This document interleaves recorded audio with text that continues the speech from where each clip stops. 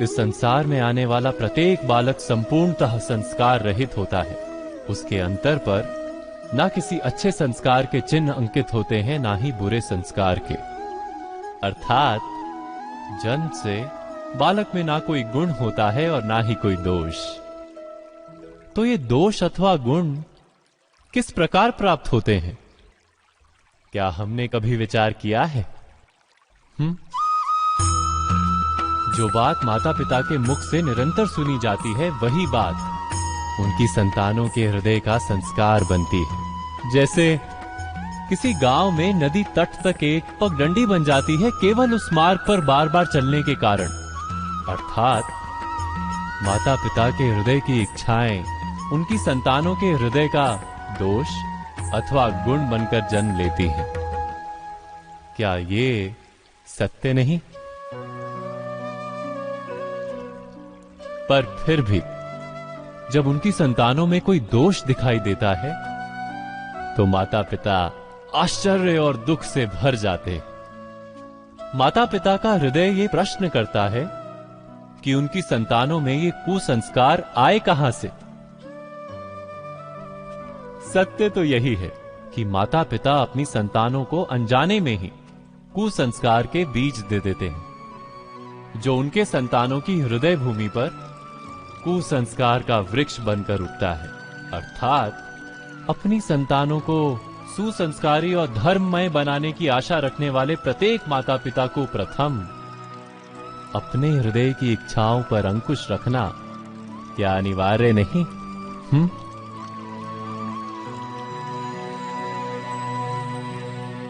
प्रत्येक माता पिता इस पर विचार अवश्य कीजिएगा।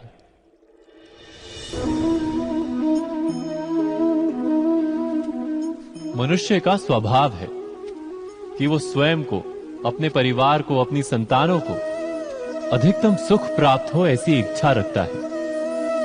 इसी कारण से हम सदा श्रम और कष्ट से अंतर रखते हैं, विश्राम और सुविधाओं को बढ़ाने का प्रयास करते हैं। स्वयं अपने जीवन का विचार कीजिए, क्या ये सत्य नहीं कि हम अपनी संतानों के लिए सदा ही विश्राम और सुविधा का आयोजन करते हैं? पर क्या कभी सोचा है केवल विश्राम से क्या लाभ प्राप्त होता है? केवल सुख और सुविधा जिन्हें प्राप्त हो उनका जीवन कैसा होता है? शरीर जब श्रम करता है तो अधिक स्वस्थ बनता है।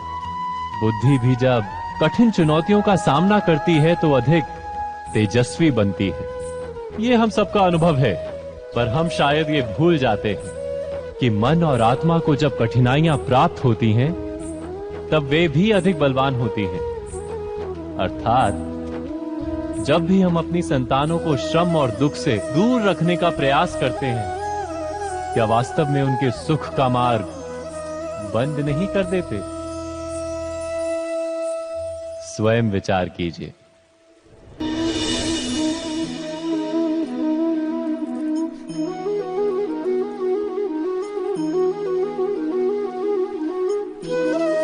ज्ञान प्राप्ति सदा ही समर्पण से होती है, यह हम सब जानते हैं। किंतु समर्पण का वास्तविक महत्व क्या है? क्या हमने कभी विचार किया? मनुष्य का मन सदा ही ज्ञान प्राप्ति में विभिन्न बाधाओं को उत्पन्न करता है। कभी किसी अन्य विद्यार्थी से ईर्ष्या हो जाती है, कभी पढ़ाए हुए पाठों पर संदेह जन्मता है और कभी गुरु द्वारा दिया गया दंड मन को अहंकार से भर देता है। नहीं, क्या ऐसा नहीं होता?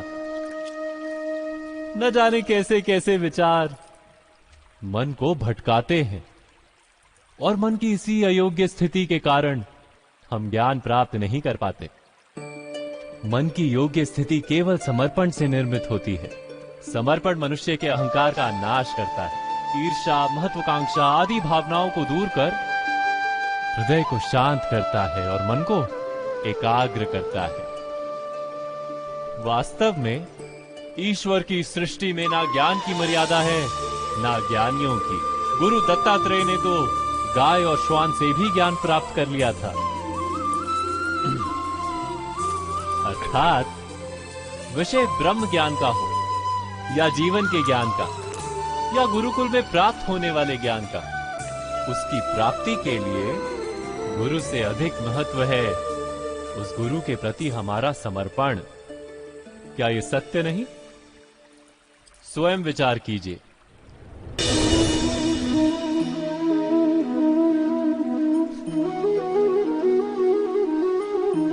एक ही गुरु के पास शिक्षा प्राप्त करने वाले सारे शिष्य एक समान विद्या प्राप्त नहीं कर पाते। सारे शिष्य गुरु की बातें सुनते हुए अवश्य दिखाई देते हैं, उनकी पूजा करते हुए दिखाई देते हैं, किंतु एक समान विद्या प्राप्त नहीं कर पाते। क्या कभी विचार किया है ऐसा क्यों होता है? सत्य तो यह है कि विद्या प्राप्त ना कर पाने वाले शिष्य समर्पण का दिखावा तो करते हैं, किंतु समर्पण का वास्तविक अर्थ नहीं समझ पाते।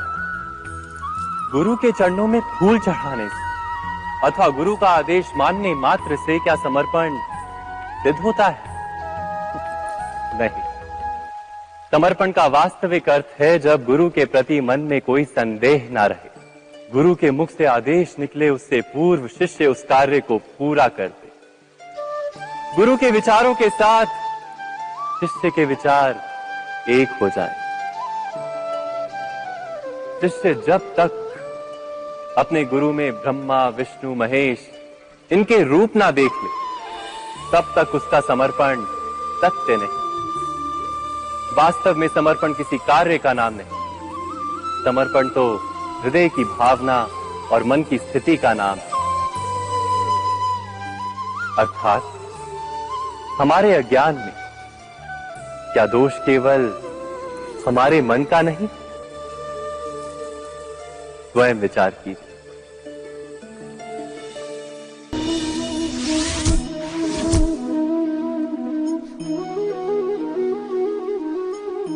श्रेष्ठता का क्या अर्थ है? श्रेष्ठता का अर्थ है दूसरों से अधिक ज्ञान प्राप्त करना। अर्थात मूल्य इस बात का नहीं कि स्वयं कितना ज्ञान प्राप्त किया, मूल्य इस बात का है कि प्राप्त किया हुआ ज्ञान अन्य लोगों से कितना अधिक है। अर्थात श्रेष्ठता की इच्छा ज्ञान प्राप्ति को भी एक स्पर्धा बना देती है, और स्पर्धा में विजय अंतिम कब होती है?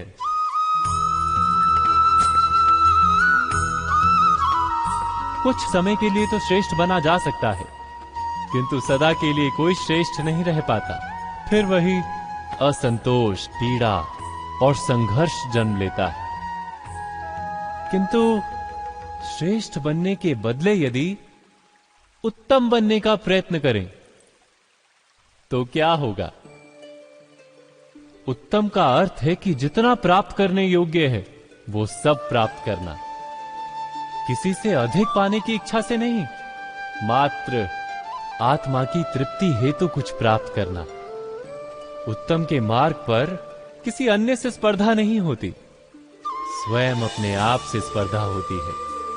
अर्थात उत्तम बनने का प्रयत्न करने वाले को देर अबेर सारा ज्ञान प्राप्त हो जाता है, बिना प्रयत्न के ही वो श्रेष्ठ बन जाता है। किंतु जो श्रेष्ठ बनने का प्रयत्न करता है वो श्रेष्ठ बने या ना बने, उत्तम कभी नहीं बन पाता।